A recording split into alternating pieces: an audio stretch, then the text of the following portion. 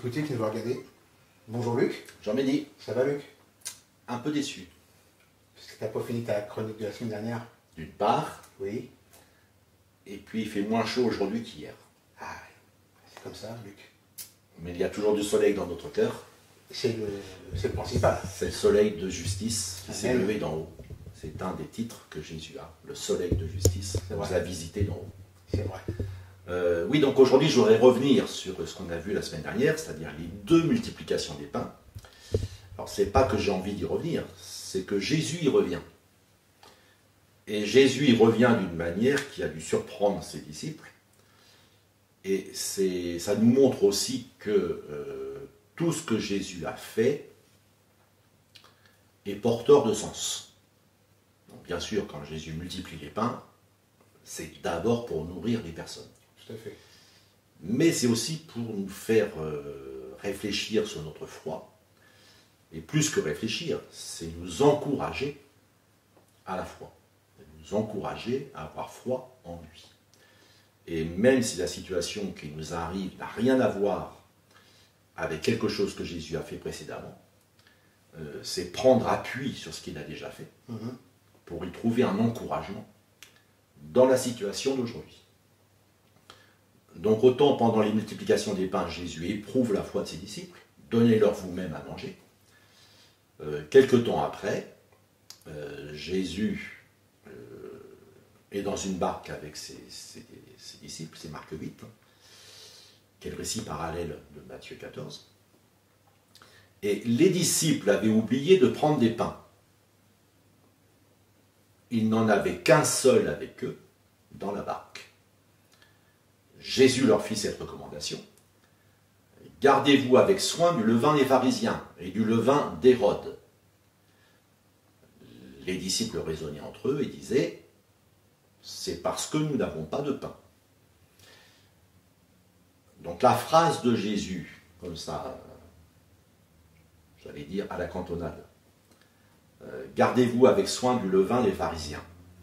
Bon, dans un autre contexte, les disciples l'auraient compris d'une certaine manière. Mais dans le contexte où ils ont oublié de prendre des pains, et ce n'est pas Jésus d'aller chercher les pains, c'est quand même le travail des disciples. Oui. Jésus a autre chose à faire.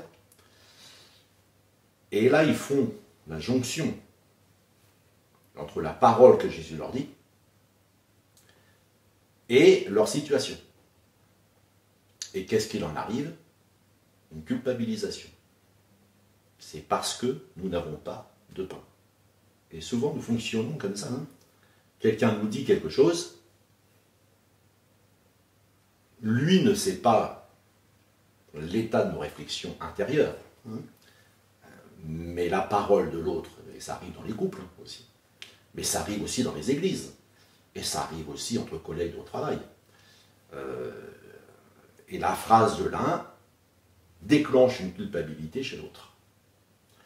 Et heureusement, Jésus va lever cette culpabilité. Oui, parce que c'est pas le but. Ce n'est pas le but, mais on pourrait croire comme ça. Comme D'accord. on dit, à première lecture, à première vue. Et c'est pour ça que Marc est pourtant un évangile très court et très concis, plante bien le décor. Les disciples avaient oublié de prendre des pains. Alors quel est le sens de cette recommandation que Jésus a faite? Alors maintenant, on va arriver au sens. Donc gardez-vous avec soin du levain.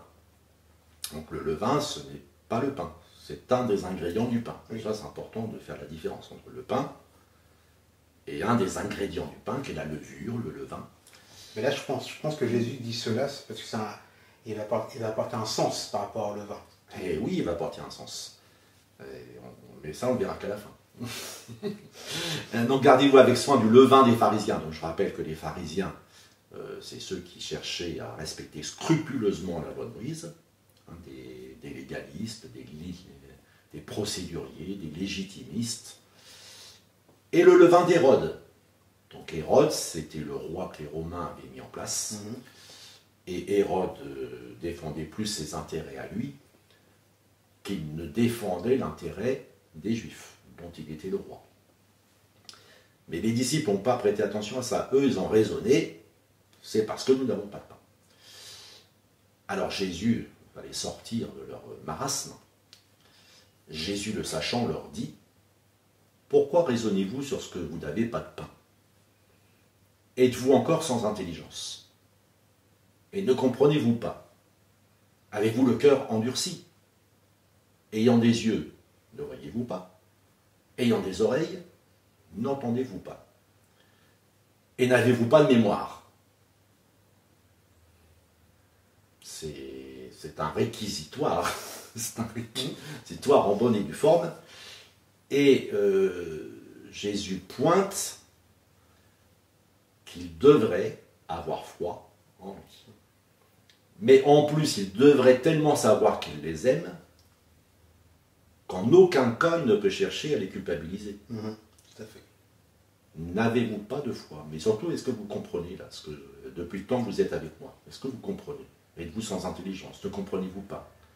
Avez-vous le cœur endurci, c'est-à-dire le cœur qui ne voit pas les merveilles que Dieu peut faire? Avez-vous le cœur endurci?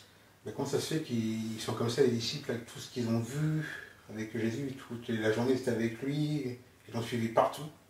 Mais parce qu'ils sont comme nous. C'est-à-dire?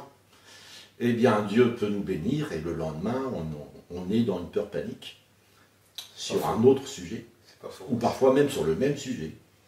Ils sont comme nous. C'est la preuve que les apôtres n'étaient pas des surhommes. Ils étaient comme nous et nous sommes comme eux. Et c'est pas la peine de, comment dire, de s'accuser mutuellement. Nous sommes ainsi faits. Est-ce que c'est un manque de foi, Luc? Ah bah clairement. Mais Jésus ne va pas nous reprocher ce manque de foi, mais il va nous inciter à croire. Mais d'abord, il faut que vigoureusement, il pose des questions. N'avez-vous pas de mémoire? Alors, qu'est-ce qu'ils auraient dû se rappeler? Voilà. Et c'est là qu'on revient sur les multiplications. Quand j'ai rompu les 5 pains pour les 5000 hommes, combien de paniers pleins de morceaux avez-vous emporté? 12, lui répondirent-ils. Et quand j'ai rompu les 7 pains pour les 4000 hommes, combien de corbeilles pleines de morceaux avez-vous emporté? 7, répondirent-ils. Donc Jésus les fait parler. Il leur fait dire ce qui s'est passé dans chacune des 2 multiplications que l'on a évoquées dans l'émission précédente. Donc c'est le surplus qui est resté encore. C'est le surplus. Et c'est pas... Alors déjà, il y a les paniers, il y a les corbeilles. Oui. Donc les paniers sont plus gros que les corbeilles. Oui. Bon. Et puis après, 7 restent, 12 restent. Or, ce sont 2 chiffres de plénitude. 7. Tous ceux qui lisent la Bible savent que 7, c'est le chiffre de la perfection. Tout à fait. Le chiffre de l'homme, c'est 6, parce que nous sommes imparfaits. Mais le chiffre de Dieu, c'est 7. Tout à fait. Lui est parfait. Mais 12, ce sont les 12 tribus d'Israël. C'est la complétude. C'est la complétude du peuple. Donc ce que Jésus a fait, a donné des restes parfaits. C'est peut-être aussi les 12 apôtres. Ah bah oui, mais les apôtres représentent justement les 12 tribus d'Israël. C'est pour ça qu'il y en a 12. Même s'ils ne sont pas de 12 tribus différentes, symboliquement, pour ça qu'il faut faire très attention, là j'y vais avec prudence, parce que on peut faire dire aux chiffres ce qu'on veut. Tout à fait. Mais là, c'est Jésus qui leur fait dire. Oui. C'est Jésus qui leur fait dire, quand j'ai multiplié les pains, j'ai été un peu trop fort. Et vous avez eu 12 paniers de reste. Mais l'autre multiplication, il y a quelqu'un qui est anti-gaspi, pourrait dire, bah oui, mais 7. Pourquoi faire 12 de trop et pourquoi, pas, oui. Et pourquoi faire 7 de trop? Oui. Hein? Et bien Jésus, oui, il a fait des restes. Bon, maintenant, les restes sont faits pour être distribués aussi, pour les absents. Alors ils comprirent que ce n'était pas du levain du pain qu'il avait dit de se garder, mais de l'enseignement des pharisiens et des sadducéens. Et là, tu as la réponse à tes questions. Tout à fait, le sens du levain. Quel est le sens de ce que Jésus veut dire, hein, quel sens ça porte? Donc, le levain symbolise l'hypocrisie. L'hypocrisie d'un enseignement qui est complètement irréaliste. Et ceux qui sont hyper légalistes mettent des lois et des règles qu'ils ne peuvent pas eux-mêmes mettre en œuvre. Quant aux Sadducéens, ceux d'Hérode, là, c'est l'inverse. Ils sont tellement laxistes qu'il n'y a plus de colonne vertébrale. Et à force de tout permettre, on est incapable de faire la différence entre le bien et le mal. Donc Jésus leur dit, voilà, c'est de ça qu'il faut se méfier. Mais Jésus les a laissés errer dans leurs pensées, errer dans leur culpabilité, errer dans leur mal-être, pour mieux leur faire réaliser ce qu'il leur disait. Alors maintenant, l'apôtre Paul revient à cette question, et il dit, célébrons donc la fête, non avec du vieux levain, non avec un levain de malice et de méchanceté, mais avec les pains sans levain, de la pureté et de la vérité. Et pour les églises, pour les chrétiens, l'apôtre Paul leur dit, en gardant la même image, le vieux levain, le levain de malice et de méchanceté. Il y a en nous, dans ce qu'on appelle parfois la chair, cette capacité à faire le mal, une disposition au mal, qui n'a pas cours dans notre relation avec Dieu et dans notre relation les uns avec les autres, quand on prétend appartenir à Dieu, quand on prétend connaître Jésus-Christ. Mais on est toujours sujet à accepter des choses fausses, et des choses dangereuses. C'est pour ça que c'est une levure, parce que la levure, ça gonfle, ça gonfle, ça gonfle, ça gonfle, et ça peut gonfler à l'infini. Par contre, il y a les pains sans levain, de la pureté et de la vérité. C'est-à-dire quoi? Que la parole de Dieu ne se mélange pas avec des philosophies humaines, avec des traditions humaines, avec des habitudes héritées de nos pères.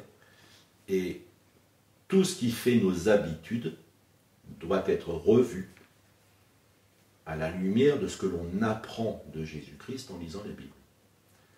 Et il y a des choses que je peux faire aujourd'hui, que peut-être je ne ferai plus dans 2 ou 3 ans, parce que j'aurais découvert dans la Bible que cette chose-là est dangereuse.